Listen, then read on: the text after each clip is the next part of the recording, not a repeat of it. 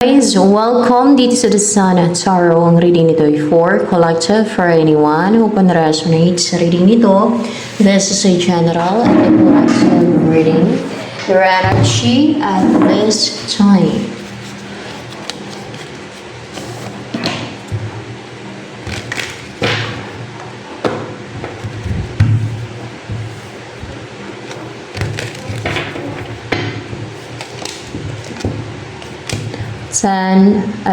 Five of Pentacles in reverse,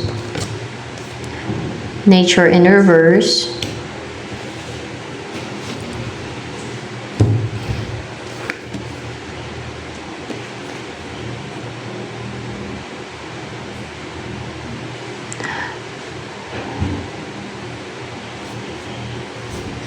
hindi ka na magdurusa pa, mahirapan. Hindi ka na maka-experience ng na-left out in the cold or yung na-ghosting ng person mo or yung hindi mo na ma-feel yung parang feeling na abandon ka or basta hindi ka na mahirapan sa buhay. Hindi na din magre-rejoice ang mga mga demonyo. Hindi. Mga elementals ba yan na hindi na mag-rejoice? Merong mga, hindi, mga tao na witches. No? Para bang mga demonyo. Ano yan sila? Mga tao na evil, kaya ganyan. Mga tao na evil, na gusto nilang makipag-compete, challenge, parang gustong patunayan yung sarili nila through pakipag-compete sa'yo. Oh my gosh. Napaka liit na kanilang pag-uutak pagka ganyan. Hindi nila iniisip yung kaparusahan, no? Sa kanila, afterlife, talagang ginagawa nila na ganyan. Ma-fool. Yun ang mga foolish.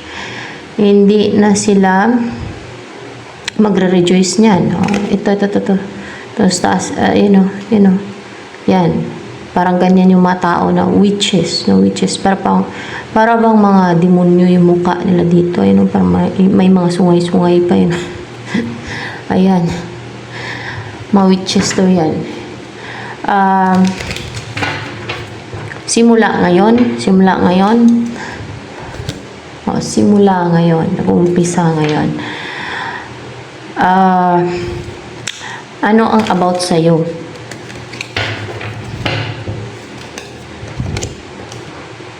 May nag-umpisa na ngayon. Yan na ngayon.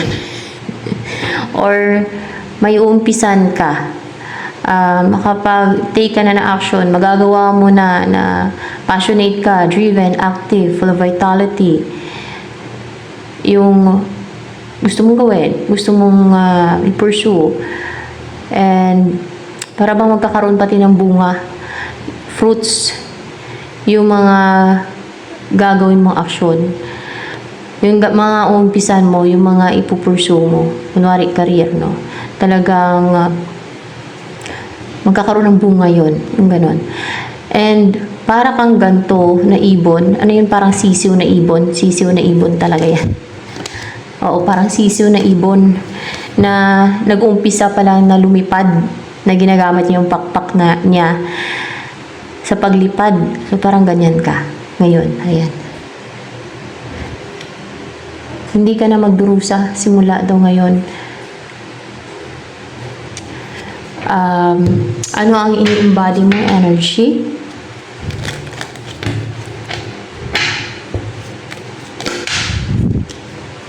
Love. Husila kang puso mo eh. Ibig sabihin yun, may awa ka, may habag ka. Kahit sa mga animals, marunong kumaawa. Pero ito kasi itong mga tao na to, na witches na yan, nakampo ng kadiliman na yan, na mga witch na yan, wala yan silang habag. Wala yan silang awa. Wala yan silang empathy. towards you. Bitter yan sila sa'yo. Tuwing nakaharm ka ng mga yan at nagtatagumpay yung kanilang mga scheme and deceit, nag-rejoice sila, tuwang-tuwa. Kasi ang foolish sila, crook, hangal. Ganon. Saan mapupunta ang kaluluwa ng mga witches na yan? Na mga nang atake sa'yo? Impyerno? Hindi sa impyerno. Saan mapunta ang kaluluwa ng mga witches na yan na nang atake sa'yo? Abyss? Sa abyss. Kasi sukdulan yung kasamaan nila. Yan yung mga tao na walang sense of right and wrong. Yan yung mga tao na evil kung tawagin. Puno ng kabaluktutan. Mga baluktot yan. Mga crook kung tawagin. Foolish pa. Lahat na lang na worse sa kanila. Pero kadalasan yung mga pa-hide yan, guys. Magaling mga pagplastikan, katraiduran. Ganun ang kanilang mga gawain. Hindi yan sila prangka. Hindi yan. Mga sinungaling pa ngayon mga yan eh. Kasi sa kadiliman sila. Yun ang sign na nasa kadiliman. Yung isang tao o evil. Mahilig magsinungaling yan. Mahilig mangmanipula.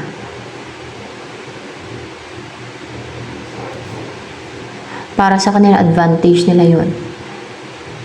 Yung pagsisinungaling, pangmanipula, panguto, pangbula, mga ganun ba? Kasi di ba yung devil ay sinungaling, yan ang hari ng sinungalingan. That's why. Kaya, maging honest. Maging totoo sa sarili. Hindi kailangang magsinungaling.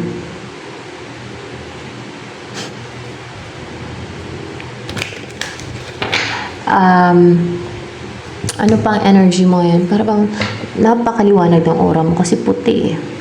Parang tubig din. So, parang na-cleanse yung aura mo. Na-wash out yung mga negativities ang na-wash out. Hindi. Mga fear ang na-wash out. Kasi clarified by hindi yan fear. May ano dito yung 9 of Wands eh.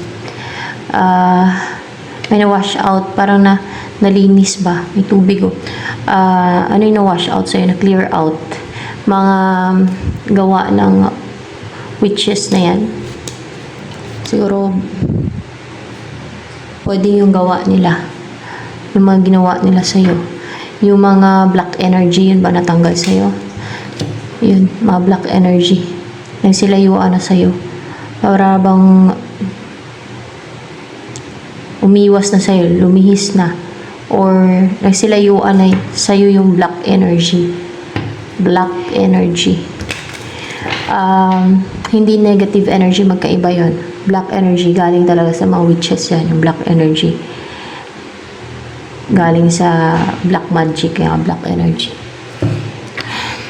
Ano pa?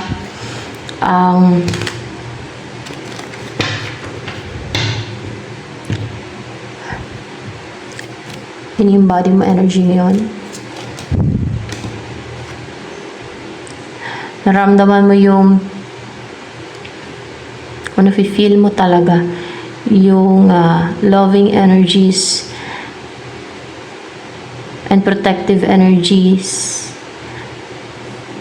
na nakasurround sa'yo. Kumbaga, tuloy-tuloy na nagpuprotekta sa'yo. Kasi may heart dito and may liwanag. Na you are protected by light.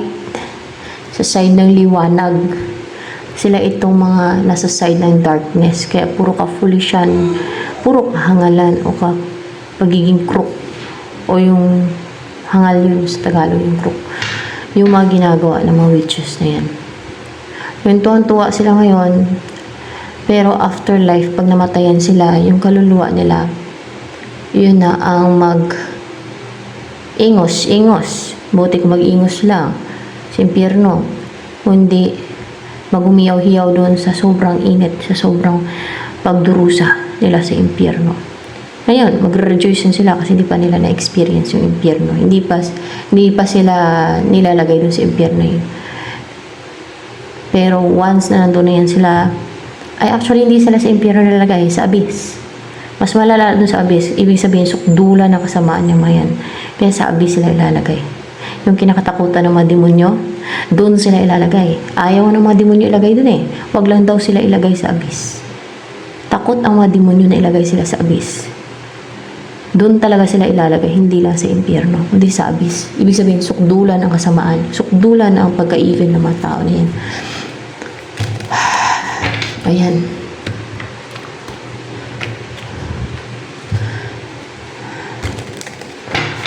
Ano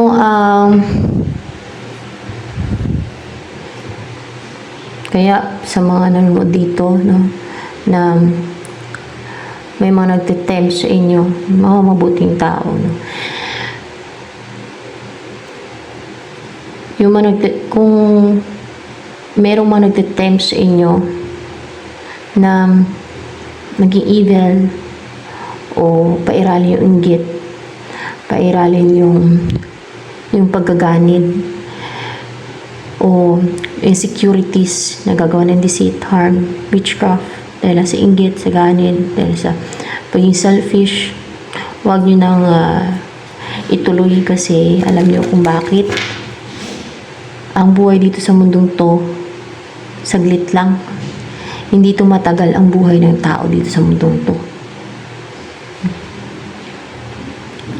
May katapusan. Ang forever na dun sa kabilang buhay, afterlife. So, kung nahatulan ang kaluluwa ng isang tao na mapunta sa impyerno, forever na siya doon sa impyerno. Pero kung masave ang kaluluwa ng isang tao, forever na siya masave. Magkakaroon siya ng buhay na walang hanggan. O, diba? So, ano naman, ang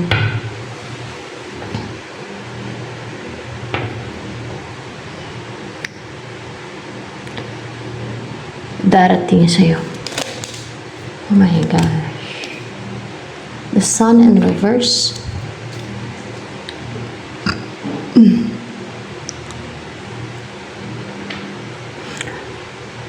Person ba tong the sun in reverse na yan darating sa'yo? Parang pahal lang. Pwede, upright siguro to. Ano ba to? Upright ba tong Queen of Cups na to? Queen of Chalices. Upright. Oo, person siya, guys. Ayan o, person. Ito yung pinakailalim. So, person to na hindi siya masaya right now.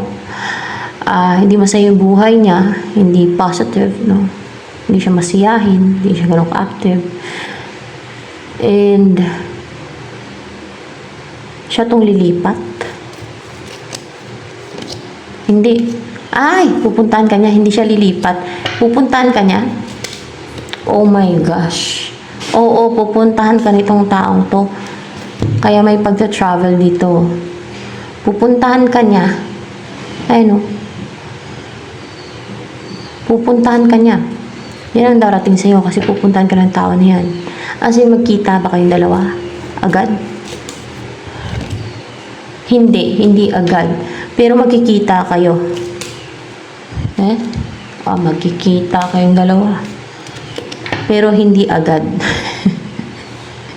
Magkikita kayo. Of course, face to face.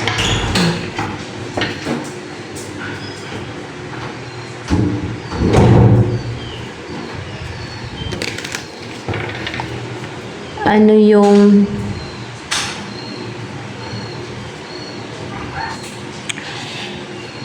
tungkol sa person na to na si the sun in reverse? Kilala ka na niyan? Oo, kilala ka niya na meron kayong soul connection.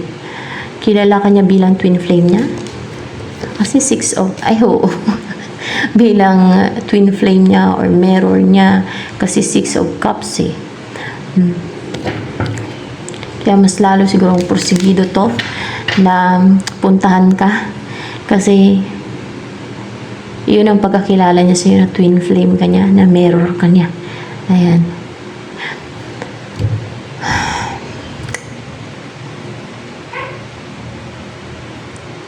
Demonyo talaga tong mga witches na to. Nagre-rejoice pa sila. Parang tuwang-tuwa. Siguro, ay naku. Evil talaga. Kaya nga sa abyss talaga sila ilalagay. Hindi nila alam yung nag-await sa kanila. O yung nag-antay sa kanila. Afterlife. Tuwang-tuwa sila pero hindi nila alam na. Alam na ba nila na punta sila sa abyss, yung mga witches na yan, na nagre-rejoice pagka may ginawa sa'yo na scheme na nagtatagumpay? Alam na ba nila? Hindi nila alam na sa abyss sila ilalagay. Yun yung kapalaran nila. Kasi nakita ng God kung gaano sila kasama. Ka-evil, kung gaano sila ka-crook talaga, baluktot at foolish. Ganon kasi kabilang buhay. May hatol talaga yan.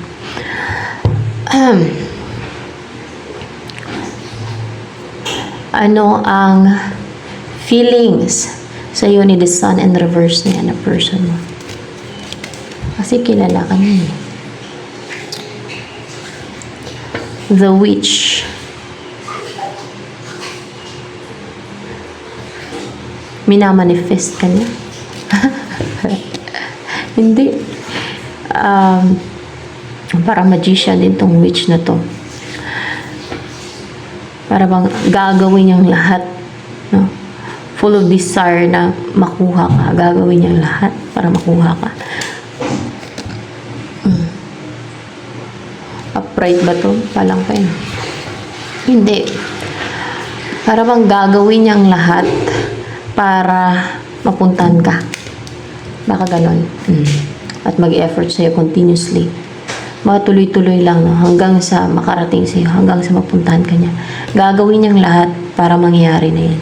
Na mapuntahan ka niya. Siguro may mga blockage, kina-create ng mga witches na mga blockage, mga illusion, hadlang, mga gano'n.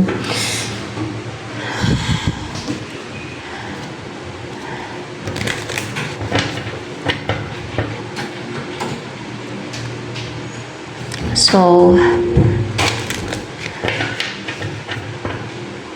ano pa ang iniisip ngayon ng person mo na to na si the sun in reverse?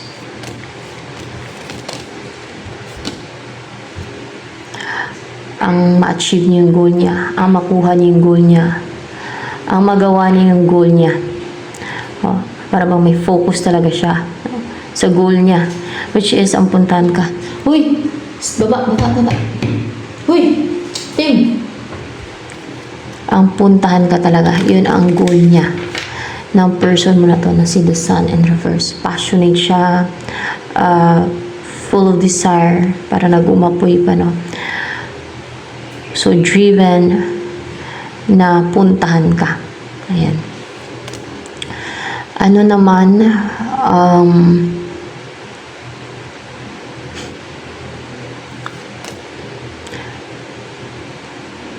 balak ngayon ni the sun in reverse na yan ang person mo.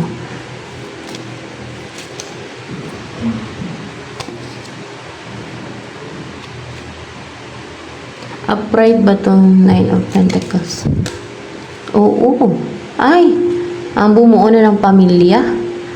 Ang bumuo na ng kompletong pamilya. Oh, na magsama na kayo. Of course, ikaw yung goal niya, di ba? Napuntahan. Oh, ang magsama na kayo at manirahan sa isang bahay. Ganun. Bumuo ng anak. At mamuhay ng prosperous, komportable, masagana. Ayan. Stable kayo, secured, kumpleto. Ano naman ang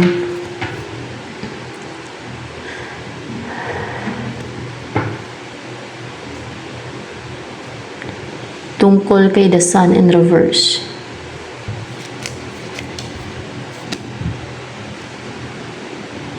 The High Priestess. Meron siyang minamanifest. Meron siyang minamanifest. Iba naman to dito sa card na to, ha? Iba yan kanina. Iba naman to. Ito'y tungkol sa kanya, no? Merong minamanifesto si the Sun in reverse. Ang may lumayo. Ang may lumayo. Clarify pa. Hindi. Ang ilayo ka. Ang ilayo ka. So, ibig sabihin, ang mailayo ka niya. No? Ang mailayo ka niya. Tama. Para peaceful yung isipan mo. Tama. Para peaceful yung isipan mo. Para wala na nagbibigay ng problema sa'yo.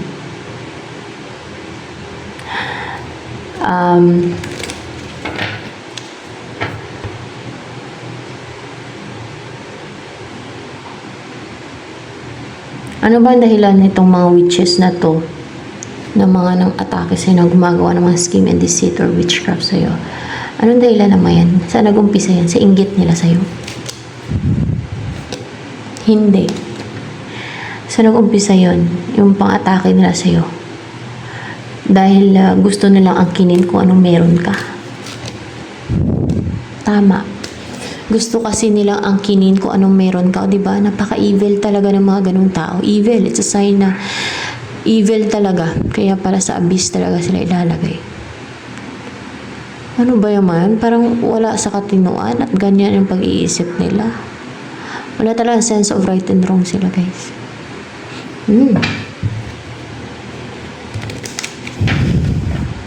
O baka nagustuhan nila itong person mo na si the Sun in reverse? Hindi. Baka kung anong meron ka, gusto nila angkinin. Lahat na lang siguro. O kung ano yung magustuhan nila na taglay mo, kung anong meron ka. Ay, grabe. Ang sama, no? Yan ang masama talaga ng mga tao. Yan ang evil. Sakim. Kaya pala sa abyss talaga sila ilagay. Hindi lang sa impyerno. Kaya pala.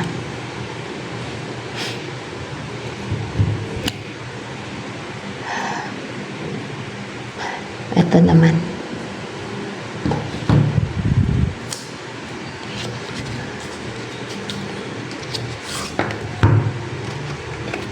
Dapat ay maging fair at yung may sense of right and wrong ba. Huwag namang huwag maging gahaman. Pero itong mga to, ay nako. Message for you. Angel ba nagagay dito ngayon? Hindi. Jesus Christ ba nagagay dito ngayon? Si Jesus Christ pa rin ang nagagay dito. Thank you, Lord Jesus Christ. Ano yung message sa Jesus Christ? Autumn. In the fall season, everything comes together and you reap wonderful harvest of abundance.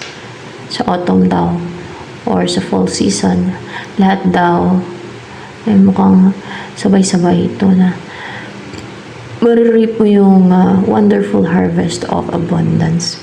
So, ibig sabihin maging abundant na yung buhay mo. Sa autumn, malapit na yun, guys. Mabilis na yung panahon. Lapit na. Yung autumn, magsisimula na siguro ay. Ewan ko. Pero malapit na yan. Ewan ko ano bang month yung autumn. Ang alam ko, October. Ewan ko. Hindi kasi ako nakapunta ng ibang bansa na may mga autumn na na meron silang 4 seasons. Dito lang sa Pilipinas nakarating Paikot-ikot dito sa isla. Sa Iloilo. Manila. Well, ano yung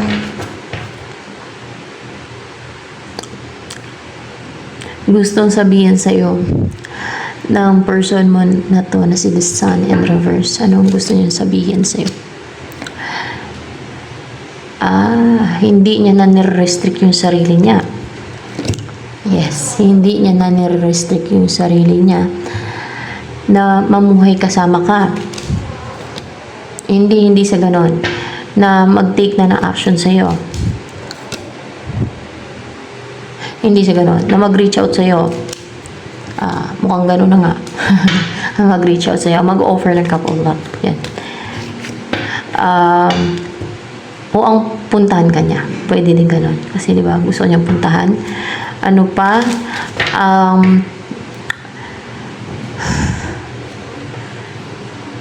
Naisiparating sa'yo ng person mo na to na si the sun in reverse na yan.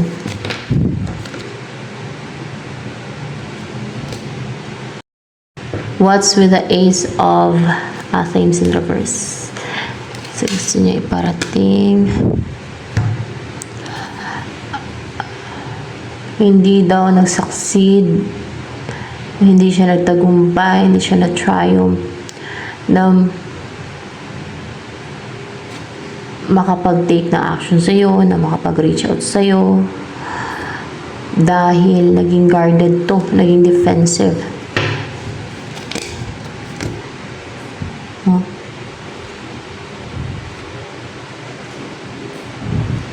Hindi nangyari yung gustong-gusto niyang mangyari dahil ito sana yung gusto niya mangyari sa inyo, no? Pero nag-fail kasi dahil naging guarded, naging defensive siya. Yung mag-umpisa kayo magsama, baka dati pa niyang plano yan, gustong mangyari sa inyong dalawa, kaso naging defensive siya, naging guarded siya dahil yun sa influences, dahil yun sa deceit, scheme, or witchcraft na ginawa ng mga witches. Kung kaya naging defensive si person mo. Malala yung parusa sa kanila, guys, sabis.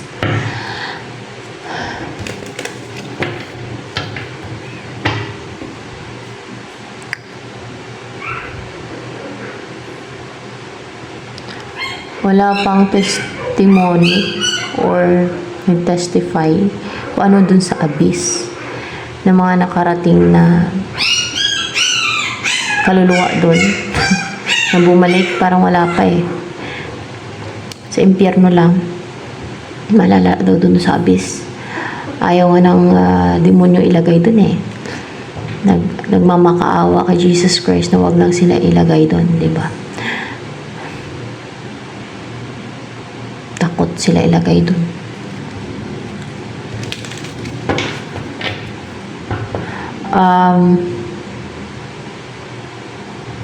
Siguro hindi naman sila takot na ilagay doon sa abyss itong mga witches na yan. Kaya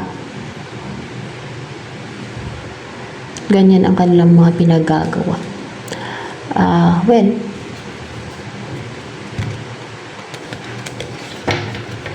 hindi sila aware na doon sila ilalagay. Baka ang ina-expect nila sa langit pa sila ilalagay. Yun ba ina-expect ng mga witches niyan? Sa langit sila ilalagay pag namatay sila. Yun ang iniisip nila. Na sa langit daw sila ilalagay. Sa kabila ng mga ginawa nila. Ganun ang mindset nila. Oh my gosh. Ano ang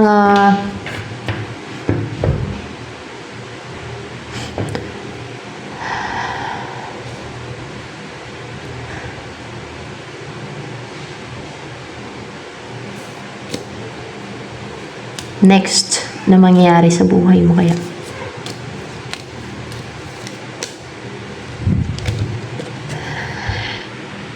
Mukhang monitoring spirit to o mga witches. Ano ba tong itong parang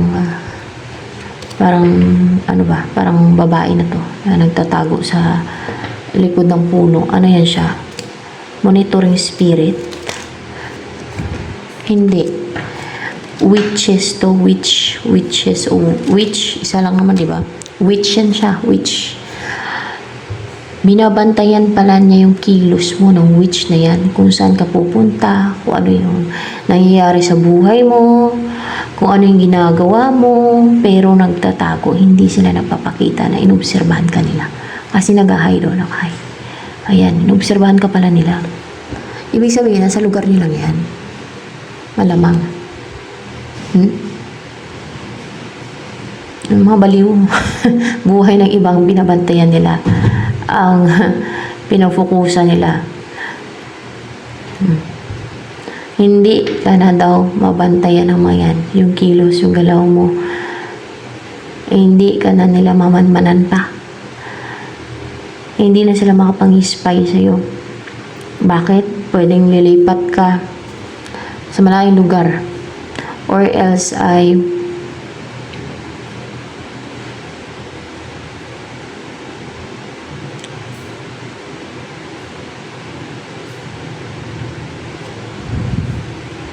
kukunin ka ng person mo. Pwedeng ganon. Pwede talaga makalayo ka na sa lugar niyo. Yun ang mangyari. Yun ba ang mangyari? Makalayo ka na dyan sa lugar ninyo. Kung kaya hindi ka na nila mamanmanan. Oo. Kung saan ka na stagnant. Makalayo ka na dyan. Yun ang mangyayari sa buhay mo. Kasi gusto nilang kontrolin yung buhay mo. Ganon sila kabalyo. Kahit i-clarify ko pa yan. Ano ba itong mga witches na yan? Marami ata yan sila. Marami sila. Hindi naman sila marami. Pero more than one.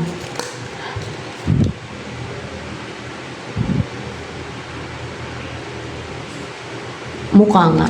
More than one. O dalawa sila. Dalawa yung witch na yan. Dalawa. Tatlo sila. Tatlo. Nagtutulungan sila. Pinagtutulungan ka. Ang kampo ng kadiliman, no?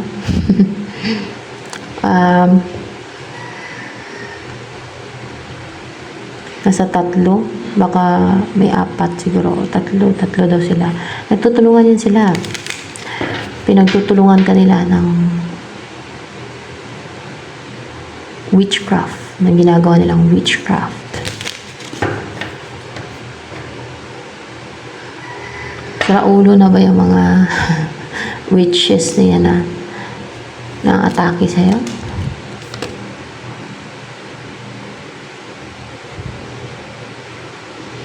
Hindi pa naman. Hindi pa naman sila ulo. Ano lang, masisiraan na ng ulo. Masisiraan na sila ng ulo. Yung mga witches na yan. Hindi pa daw sila sira ulo, pero masisiraan na sila ng ulo. Tapos, pag namatay pa sila, sa abyss pang punta nila. Ayan. Tindi ng parusa nila.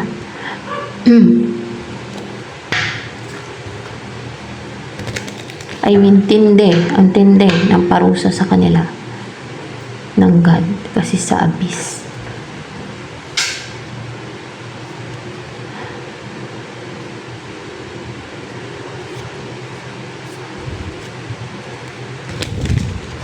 Ano yung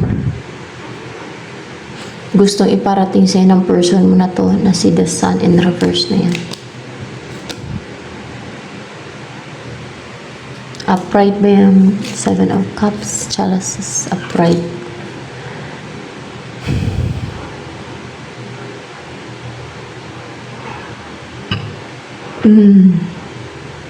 Mukhang may magbabago sa buhay mo kasi merong ano dyan, butterfly. Madami ng offers sa'yo. Hindi. O madami siyang offers sa'yo. Siya. Madami siyang offers sa'yo. Talagang mag-transform yung buhay mo. Malaki mag-improve sa buhay mo. Para bang from a cocoon or from a larvae into a butterfly. Na you're capable to reach your goals in life, to achieve your dreams in life. Kasi parang makakalipad ka na. Pero, ayan, tutulungan ka niyan. Lalo kung mag-partner na kayo, ay kayong dalawa ang magtulungan. So, ayan, eto na lamang guys for collective reading.